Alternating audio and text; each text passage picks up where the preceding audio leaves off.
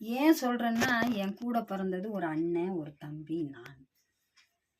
அதில் ஒரு தம்பி இறந்துட்டாப்படி, ஒரு அண்ணன் இருக்காங்க. 3 குழந்தைங்கள் எங்கள் அம்மா அப்பாவுக்கு.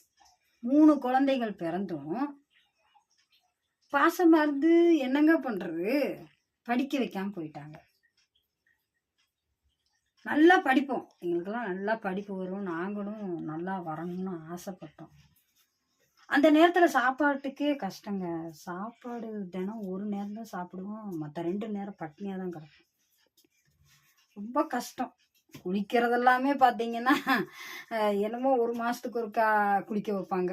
அவங்க வாட்டுக்கு ஏதோ பிள்ளைங்கள பெற்றோம், அப்படியே அவங்க வாட்டுக்கு அப்படியே திரிஞ்சாங்க. இங்கே கொஞ்ச நாள் இருப்போம், ஊரில் கொஞ்ச நாள் இருப்போம். வளர்ந்ததே ரொம்ப கஷ்டங்க. சரின்ட்டு ஒரு